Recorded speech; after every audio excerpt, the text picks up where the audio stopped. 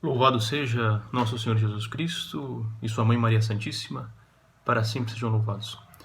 Bom, eu sou o Alessandro, eu sou da paróquia Santo Antônio de Santana Galvão, em Barão Geraldo, na Arquidiocese de Campinas, e dando sequência a esse ciclo de falas, de palestras, né, que nós começamos na semana passada, no dia 4 de abril, sobre a meditação acerca de Nossa Senhora das Dores, né? Na semana passada, o Cláudio pôde falar um pouquinho sobre uma introdução geral, aí a ideia, né, dessa invocação, Nossa Senhora das Dores, né?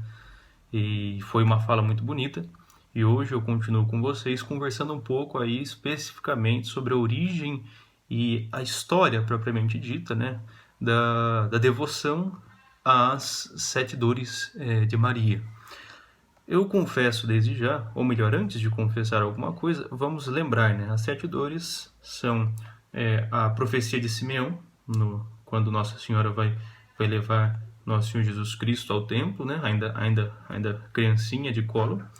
Logo em seguida nós temos a fuga para o Egito, né, em decorrência da perseguição de Herodes, o episódio que tivemos aí, o terrível martírio dos inocentes.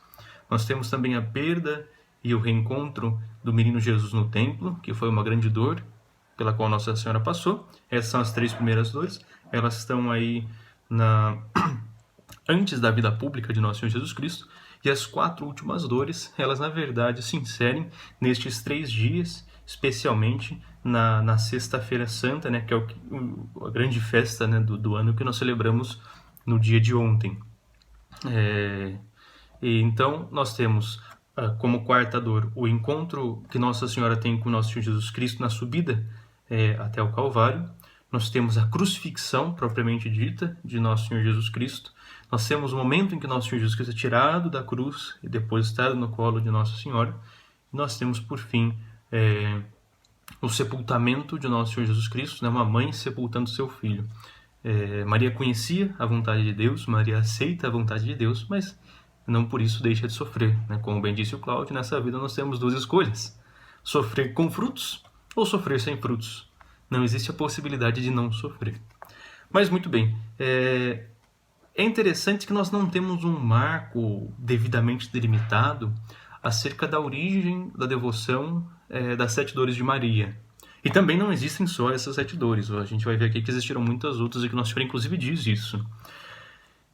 Entretanto, podemos imaginar que a vivência de tantas dores e com tanta serenidade por parte de Nossa Senhora, especialmente depois da própria ascensão de Nosso Senhor Jesus Cristo ao reino dos céus, né, em que Maria agora está inteiramente unida à igreja, né, não está mais unida fisicamente, né, com o seu filho, que já está no reino dos céus, mas está unida agora com os filhos deixados por ele, né, com a igreja deixada por ele. Certamente naquele momento os primeiros apóstolos e discípulos já estavam aprendendo com o sofrimento e com a aceitação deste sofrimento por parte de Nossa Senhora. E talvez aí a gente pode imaginar, ninguém diz isso, não tem documentos disso, não tem evidências disso, mas podemos imaginar que certamente que aí começa a devoção a Nossa Senhora das Dores, né? Quando aqueles homens, aqueles santos homens, nossos santos primeiros padres, olhavam para a nossa Santa Mãe, que é Maria Santíssima, viam o seu sofrimento e buscavam imitá-lo, buscavam imitar sua vivência, né? Imitar a sua aceitação do sofrimento, né? Então aí podemos imaginar que começa. Mas nós temos um ponto muito claro na história em que essa devoção tem um grande salto, né? E esse grande ponto começa no século XIII.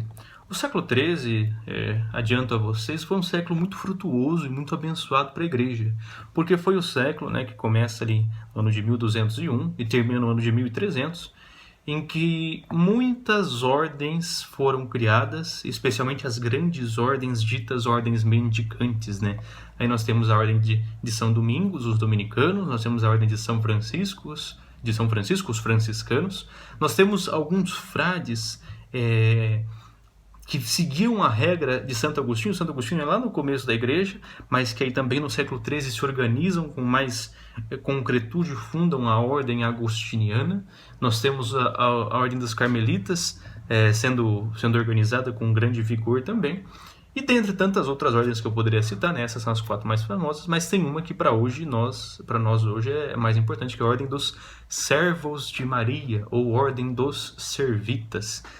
A Ordem dos Servitas é uma ordem que, na verdade, começa, como talvez muitas outras ordens, com uma associação de amigos muito devotos a Nossa Senhora. 7 amigos na cidade italiana chamada Florença, né? Na época era uma república, a República Florentina, hoje uma cidade dentro do país chamado Itália. Estes 7 amigos, eles eram muito ricos, vendiam tecidos e lã, e muito devotos a Nossa Senhora. Na época, e assim como por grande parte da história da República Florentina, existia um grande conflito político entre famílias que dominavam o poder político ali da região, enfim. E este conflito, aos olhos desses 7 homens muito cristãos, era uma coisa inadmissível, né? Não era certo que cristãos, era uma cidade cristã, vivessem em tamanho conflito pelo poder e pelo dinheiro, né? Então eles resolveram, eles que eram ricos, dar um testemunho, abandonaram tudo, venderam tudo que tinham, deram sustento a seus familiares conforme lhes era necessário, o resto doaram aos pobres e se refugiaram aí numa casinha na periferia da cidade, escondida, abandonada, para viverem como irmãos, para testemunharem que é possível viver em união, viver em paz, viver em fraternidade. E aí eles fundam uma associação, uma fraternidade, uma organização ainda leiga, né? Com o tempo e com as obras que estes 7 amigos realizaram, estes 7 amigos que escolheram para si o nome de servos de Maria em razão de sua devoção a Nossa Senhora, com o tempo eles foram ficando conhecidos, especialmente pelas suas atividades de caridade com o povo menos favorecido, com os doentes, e também pela sua oração piedosa e fiel. Então muitas pessoas começaram a frequentar a casa destes 7 servos em busca de auxílio para o corpo e para a alma.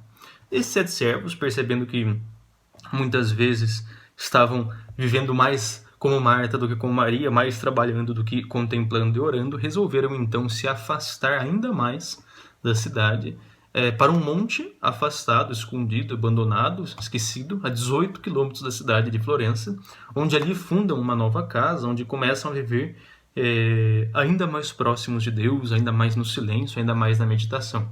Evidentemente que continuam realizando seus trabalhos, então sempre que possível as pessoas vão, mas dessa vez com menos frequência, ao seu encontro em busca de seu auxílio. E com o tempo pessoas começam a pedir para fazer parte dessa associação, vendo que era uma associação que santificava, né? Que crescia em virtude, em graça, em amizade com Deus. E dentre tantas pessoas que foram entrando com o tempo nessa associação de amigos, nós temos Felipe Benizzi, que hoje é santo. Este foi responsável por efetivamente organizar as constituições, né, organizar o regramento dessa associação, apresentar a Santa Sé e adquirir a graça de transformar essa associação numa ordem religiosa, a Ordem dos Servos de Maria ou dos Servitas, né? E como toda ordem, essa ordem precisava ser dedicada a algum santo que seria seu santo protetor e precisava ter aí um carisma e uma espiritualidade própria. E não poderia ser diferente do que o carisma e a espiritualidade vividas pelos seus 7 fundadores. E qual era? Era uma devoção profunda, em primeiro lugar, ao sofrimento de Nosso Senhor Jesus Cristo, dado na via sacra, na via crucis, né? Mas também ao sofrimento daquela que perfeitamente o acompanhou, né? Completamente o acompanhou. Foi o sofrimento de Nossa Senhora, né? Então eles tinham essas 2 devoções, a via sacra e as 7 dores de Maria. E é dito que era uma devoção que já existia, né? Então aí a gente tem uma noção de que no século XIII, ao menos, já existia a devoção como nós conhecemos, de meditar os sofrimentos de Maria, de rezar com eles e de obter graças decorrentes dessa piedosa devoção. Então eles escolhem essa espiritualidade, este carisma de atividades devocionais e se consagram especialmente a Nossa Senhora chamada das Dores, né? A invocação que nessas 4 oportunidades, nessas 4 semanas, iremos meditar. Então temos um momento inicial aí importantíssimo da devoção, né? Esta ordem dos servitas é uma ordem que se encontra já no mundo inteiro, assim como todas essas grandes ordens mendicantes, e que também tem como missão propagar a devoção a Nossa Senhora das Dores, né? Propagar, especialmente num tempo de hoje, né, em que não se quer mais ouvir falar de cruz e de sofrimento, eles carregam aí uma missão tão importante. Isso no século XIII, na Itália, no centro da Europa, né? Dali 100 anos, no século XIV, especialmente no ano de 1303, no norte da Itália, lá na Suécia, numa cidade chamada Uppland, nasce uma menina chamada, em português, Brígida, né? E esta menina terá a graça de, durante toda a sua vida, né, ainda na infância, naquilo que a gente hoje chama de adolescência, na sua juventude, durante o seu casamento e após se tornar viúva, durante toda a sua vida, pôde ter revelações privadas de Nosso Senhor Jesus Cristo, de santos, de anjos e de Nossa Senhora, né? Revelações privadas são aquilo que nós vemos, por exemplo, em 1917, em Fátima, né? E em tantas outras oportunidades em que Nossa Senhora aparece a pessoas e traz mensagens, né? Essas revelações, quando se encerram, né? Por exemplo, Fátima já se acabou, Nossa Senhora, digamos assim, disse o que tinha de dizer, e encerrou o que deveria ser dito, e aí então isso é submetido à autoridade da igreja para que a igreja veja se isso aí está de acordo ou não, porque muito bem sabemos que o demônio é o pai da mentira, né? Ele também pode muito bem se disfarçar e tentar enganar para dividir, né? Então, Santa Brígida teve revelações privadas que, como devem ser, foram submetidas à igreja, foram aprovadas, né? E, enfim, podem ser lidas, pode-se meditar sobre elas, que a igreja nos confirma com essa autoridade, de que não tem nada ali que é contra os ensinamentos que devemos acreditar, que é contra a verdade, né? Não é obrigatório crermos, né? É estranho dizer, né? Não é obrigatório crermos na aparição de Nossa Senhora em Fátima, em 1917, não é obrigatório crermos nas promessas, não é obrigatório crermos em nada disso. Mas se nós quisermos crer, e fé é certeza a respeito daquilo que não se vê, então eu não vi, eu não estava lá, assim como você também não estava, mas tenho fé de que aqueles que efetivamente estavam com Nossa Senhora, que ela efetivamente disse isso, né? Então tenho fé nisso, não sou obrigado a ter, mas se eu quiser ter, a igreja me diz, não se preocupe, porque isso está de acordo com o que Nosso Senhor ensinou lá no começo, né? Não tem nada contrário. Então, se for verdade, não tem problema que seja, né? Então, as revelações de Santa Brígida também são nesse sentido. E os temas foram os mais variados temas da vida pública de Nosso Senhor Jesus Cristo e também de sua mãe, Maria Santíssima, né? Contando com um especial enfoque também para a paixão, né? Para o grande sofrimento de Nosso Senhor Jesus Cristo. Mas antes de chegar na paixão, uma das revelações começa justamente no começo, no nascimento, né? E vejam como é bonito, como Maria descreve a Santa Brígida, o episódio do nascimento de Nosso Senhor Jesus Cristo. Diz Maria: e quando eu, diz Maria, indigna, segurei e contemplei sua beleza, beleza do menino Jesus, minha alma se encheu de alegria. Entretanto, quando olhei para suas mãos e seus pés, os lugares onde, segundo os profetas, veja, Maria foi criada na cultura hebraica, conhecia as profecias. Então, onde, segundo os profetas, ele, que é o Messias que os profetas esperavam, receberia os pregos da crucifixão, porque Maria sabia, pela anunciação do anjo, que aquele era o Filho de Deus, o enviado, o Messias, o Salvador. Então, sabia que a profecia se cumpriria naquele menino que acaba de nascer. Maria diz: quando eu percebo tudo isso, meus olhos se encheram de lágrimas e meu coração se partiu em tristeza. Ou seja, a primeira dor. A primeira dor que não está na devoção das 7 dores, né? Mas essa é a primeira dor. Assim que ela percebe, já sente uma grande dor. Mas não para aí. E esse que é o bonito de todas as dores de Maria. Então, quando meu filho me olhou nos olhos, eu lembrei do poder de sua divindade. E sabendo que essa era a sua vontade, ou seja, vir ao mundo, ser insultado, flagelado, crucificado e morto pelos homens, essa era a vontade de Deus, eu fiquei consolada e conformei a minha vontade com a vontade dele.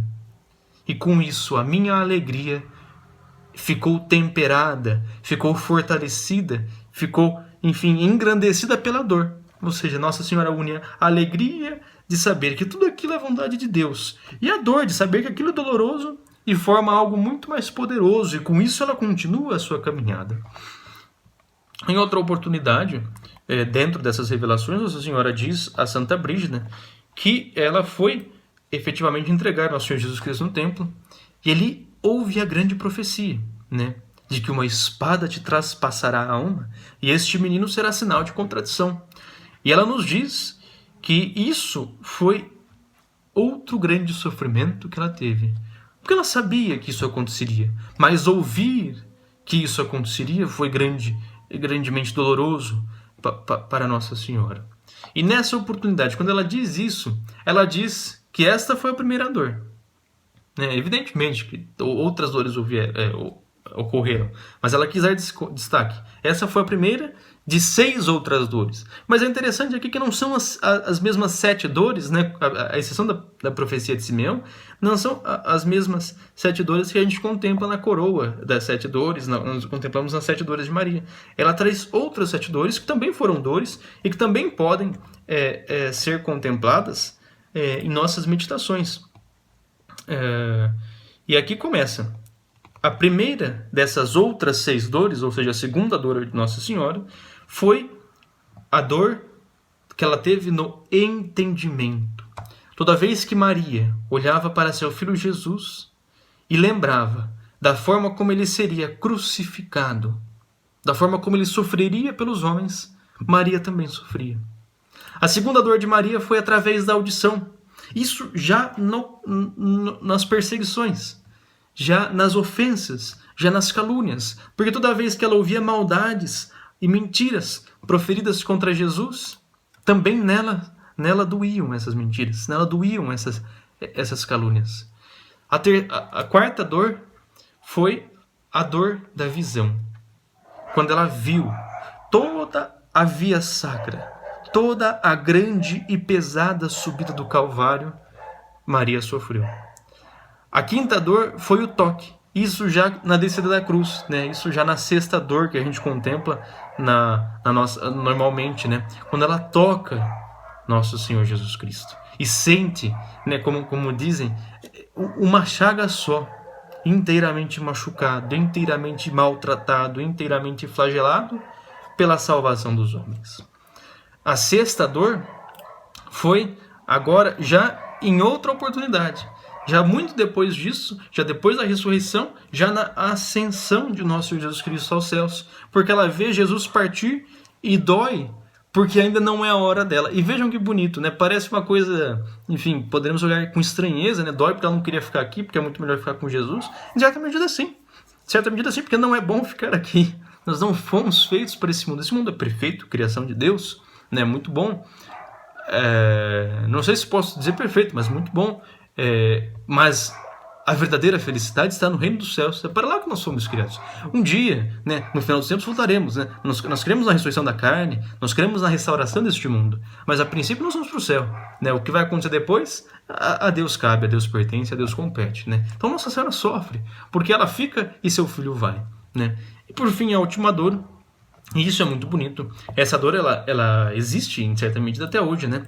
Que é a dor que Maria teve quando percebe a tribulação, a perseguição e a própria, às vezes, crucifixão pela qual passam os amigos de Jesus, né? Os apóstolos, os discípulos, todos os sacerdotes, as freiras, os freis, enfim, todos aqueles que deram sequência, aí chegando até nós hoje, né? A Igreja de Cristo, né? Todos eles que sofrem, Maria sofre com eles. Né? Essas são outras 7 dores que Maria teve. Né? Começa com a profecia de Simeão, mas tem outros caminhos. Né? E Maria também diz, em outra oportunidade, que quando ela estava na subida do Calvário, quando ela estava na via sacra, ela sente como 5 lanças perfurando a alma. É interessante porque tem algumas representações de Nossa Senhora das Dores que ela não tem 7 lanças, não tem as 7 dores, ela tem 5 lanças. E Santa Brígida, as revelações de Santa Brígida são muito importantes para a igreja. Né? Elas marcaram, digamos assim, uma época da arte sacra, e muitas das retratações realizadas pelos artistas eram por causa das visões que teve Santa Brígida. E essa também, quando você vê uma imagem de Nossa Senhora das Dores com 5 lanças ou espadas, não fale está errado. Não, muito pelo contrário, ela está certíssima conforme este trecho. Maria sentiu 5 lanças perfurando o seu coração. A primeira lança foi a lança da humilhação sofrida por Jesus, especialmente com a nudez, né? Nosso Senhor Jesus Cristo fica somente com um pano mínimo lhe cobrindo e humilhado, né? E com isso sofre Nossa Senhora também. A segunda grande lança que perfura seu coração foram as falsas acusações, né? Enquanto ele estava sofrendo, carregando e também sendo crucificado, as pessoas o insultando, dizendo que aquele era um grande traidor da fé, um grande traidor dos profetas, um grande traidor da lei de Moisés. E na verdade era o próprio Filho de Deus. Maria sabia disso e com isso sofria. A terceira grande lança foi a coroa de espinhos. Quando Maria vê Nosso Senhor Jesus Cristo sendo coroado de espinhos, ela sente em seu coração aquela coroa de espinhos. A quarta grande lança que perfura o coração de Maria foi a súplica pesada de Jesus, quando diz: meu Deus, por que me abandonastes? Né? Isso tem uma grande reflexão que se faz sobre isso, tem um salmo que diz exatamente isso, né? Mas nesse momento, diz Maria Santa Brígida, ela pensa que, ela vê que Nosso Senhor Jesus Cristo já não tinha mais ninguém a recorrer, né? Todos aqueles homens que estavam ao seu redor estavam contra ele. Então recorre ao Pai, especialmente sozinho, especialmente abandonado, né? E Maria sente esse abandono que Jesus sente e sofre com ele. E a quinta grande lança que Nossa Senhora tem transpassando o seu coração é a morte, né? No momento em que Nossa Senhora dá um grande grito, expira, Nossa Senhora sente e certamente tem um imenso sofrimento, uma mãe vendo seu filho, depois de uma longa caminhada de sofrimento, falecer sozinho, abandonado, esquecido, traído, flagelado. Essas são as 5 grandes lanças que perfuraram na época do Calvário e às vezes continuam perfurando, né? Pelas humilhações que nós fazemos contra Jesus, pelas acusações que nós fazemos contra Jesus, pelas vezes que o coroamos com espinhos, né? Continuam sofrendo, continuam perfurando essas lanças do coração de Maria, né? Mas nós temos também não somente revelações impactantes, que muito tem a agregar na nosso contato com essa grande semana que é a Semana Santa, né? Especialmente o dia de ontem, o dia da Paixão, né? Mas não estamos sozinhos. Maria nos faz 7 grandes promessas, né? E isso talvez foi a grande força, o grande combustível da propagação dessa devoção. Infelizmente, nós buscamos promessas e recompensas porque nós queremos o céu, né? E é bom que queiramos, não é ruim. Não podemos achar que é um amuleto, né? Essa devoção não é um amuleto, o escapulário não é um amuleto, tantas outras belíssimas devoções aprovadas pela igreja não são amuletos, mas são instrumentos nas mãos de Deus. E se tiverem promessas, que bênção, que nos ajudem, que possamos recebê-las, né? Mas essas promessas talvez aí sejam, né, como aquela imagem, né? Tem um homem sentado no burrinho e daí tem uma cenoura pendurada na frente do burrinho, o burrinho vai andando. Talvez esse burrinho nunca consiga essa cenoura enquanto este homem quiser que este burrinho ande. Ele só vai conseguir essa cenoura quando este homem chegar ao lugar que ele quer chegar, ou que ele quer conduzir este burrinho, e aí ele vai desamarrar a cenoura e dar. Talvez a nossa vida seja assim, né? Talvez este homem seja Jesus, e que alegria, né? Como no domingo de Ramos, sermos o burrinho que carrega nosso Senhor Jesus Cristo, apesar de necessitar aí de um artifício, que é uma cenoura, né? Mas que certamente nos levará aí para o reino dos céus. Mas isso aí é coisa da minha cabeça. Continuamos agora com as promessas de Nossa Senhora Santa Brígida, né? A primeira grande promessa que todos queremos, que todos precisamos, especialmente nestes tempos difíceis pelos quais passamos, a paz em nossas famílias, né? A segunda promessa, a iluminação sobre os divinos mistérios, ou seja, entender, né, especialmente o grande mistério da Eucaristia, que é uma coisa incompreensível, que o próprio Santo Agostinho, né, eu não li, mas os padres dizem, quando termina um grandíssimo tratado que ele escreve sobre a Santíssima Trindade, ele diz, né, que uma vez caminhando pela praia, tinha um menino com uma conchinha na mão, um buraquinho e o mar. Então ele pegava a água do mar, jogava no buraquinho, pegava a água do mar, jogava no buraquinho. E Agostinho pergunta, né, menino, o que você está fazendo, né, jogando água do mar nesse buraquinho. Ele diz, eu quero colocar todo este mar, né, o mar Mediterrâneo, dentro desse buraquinho. Aí Santo Agostinho dá uma risada e diz, mas isso é impossível, né? Olha o tamanho desse buraquinho, olha a imensidão do mar. E a clássica resposta, né, é mais fácil eu encher este buraquinho com toda esta água do que o Senhor entender o grande mistério divino, que é o mistério da Santíssima Trindade, né? Então, Maria não promete que vamos entender, mas que vamos ser iluminados, vamos conseguir nos aproximar ainda mais dele e aproveitar das graças decorrentes aí desta intimidade maior com este grande divino mistério e tantos outros. Em terceiro lugar, nós temos a consolação em nossas penas e a companhia em nossos trabalhos, né? O que nós tanto precisamos, às vezes tanto reclamamos, tanto caímos em pecado, então se precisamos de ajuda para suportar, que busquemos a ajuda de Maria por meio da devoção às suas 7 dores. Nós temos também a quarta promessa, que Maria nos concederá por sua intercessão, por sua mediação, né? Maria é a tesoureira do céu, das graças de Deus, tudo o que nós pedirmos, desde que não sejam contra a vontade de nosso Senhor Jesus Cristo, e desde que não sejam contrárias, evidentemente, à santificação das nossas almas. Então, tudo que precisarmos, que for da vontade de Deus, e for para a nossa salvação, para a nossa santificação, Maria nos concederá. Em quinto lugar, nós temos a defesa nos combates espirituais contra o inimigo infernal. E a proteção em todos os instantes. E quando às vezes precisamos, né? Lembrem-se que esse inimigo só não vem por meio de possessões, de coisas demoníacas aí graves que vemos na televisão, no cinema, mas vem também pelas coisas simples, pela tentação, pelos desejos aquecidos em nosso coração que nos afastam de Deus, né? E naquele momento em que estivermos à beira do pecado, Maria será o nosso auxílio. Nós temos também a sexta promessa, Maria nos assistirá visivelmente no momento da nossa morte. E nós veremos o rosto de Maria, né? Quando estivermos ali. Né? O grande dom que a gente às vezes pede é São José, né? O dom da boa morte, né? Tenha também a Nossa Senhora da Boa Morte. Nossa Senhora também promete, por meio desta devoção, que ela estará conosco no momento aí de partirmos, né? E nós veremos o rosto de sua Mãe Santíssima, de Maria Santíssima, ou seja, teremos uma grande consolação, né? Porque dizem que, por óbvio, é o rosto feito por Deus, com grande carinho, é o rosto dos seres humanos mais belo de todos, né?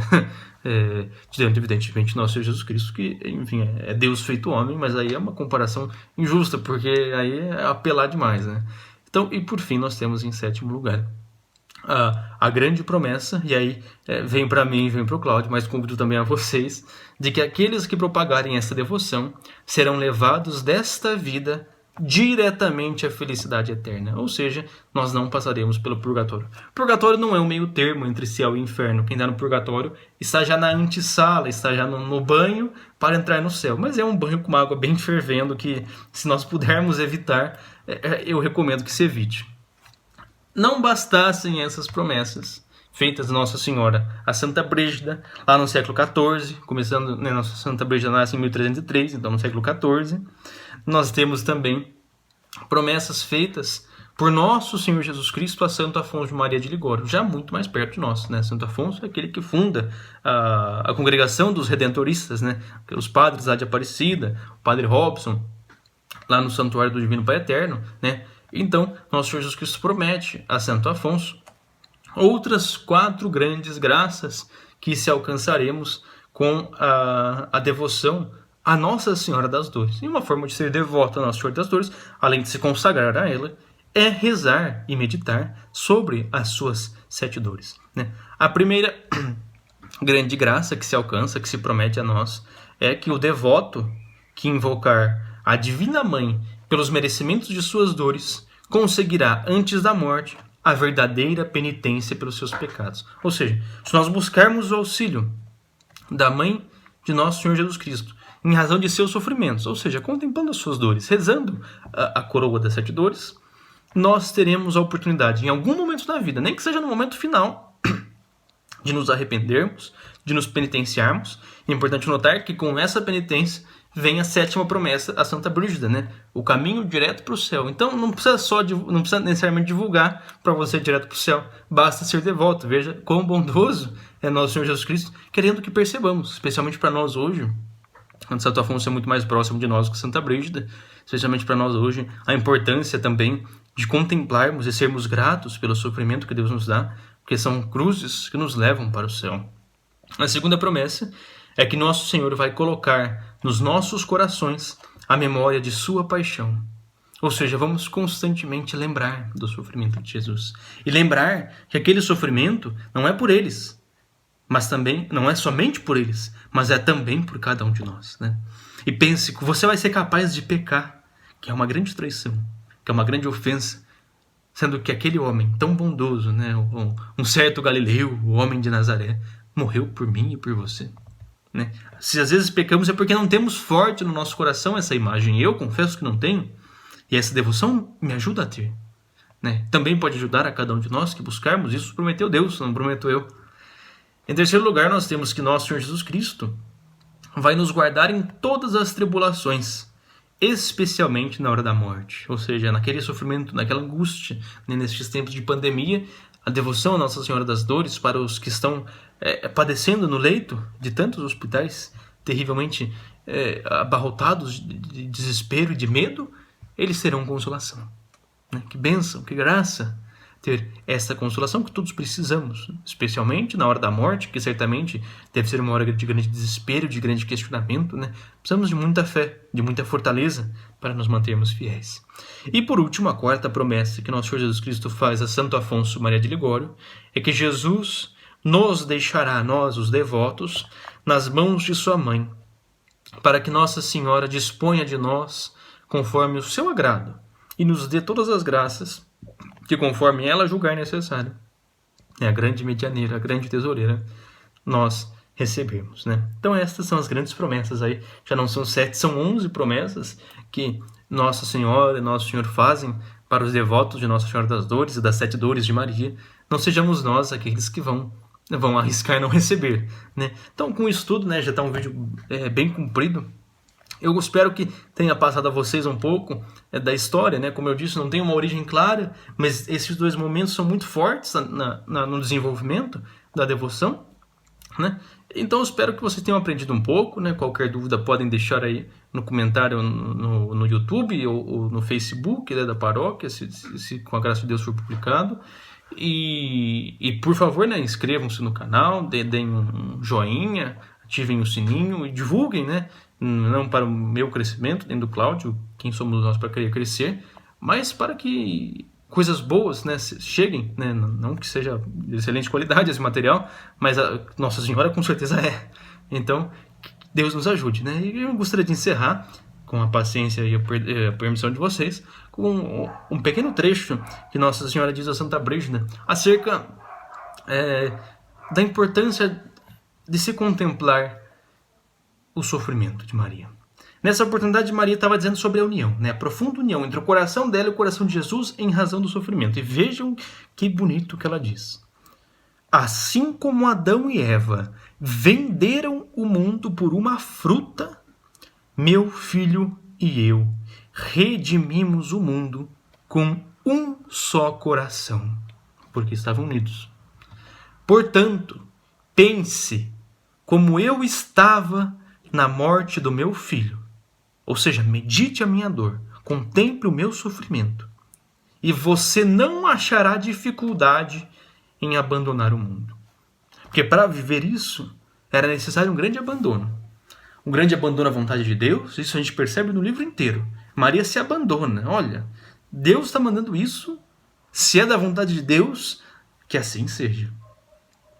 Então, se nós conseguirmos olhar para Maria e ver que era uma mulher, era um ser humano, não tinha, evidentemente, a mácula do pecado original, o que lhe dava grandes facilidades em diversas matérias, como o pecado, como a tentação.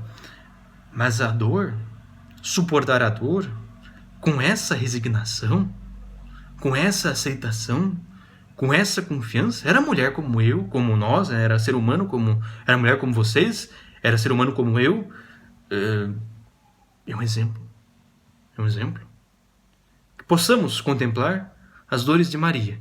Como, né, o padre, com muita sabedoria, contemplou, com muita beleza, contemplou nesta semana. E que contemplando essas dores, possamos ter grande facilidade, com a graça de Deus, com as promessas de Maria Santíssima em abandonar o mundo. Louvado seja nosso Senhor Jesus Cristo, para sempre seja louvado.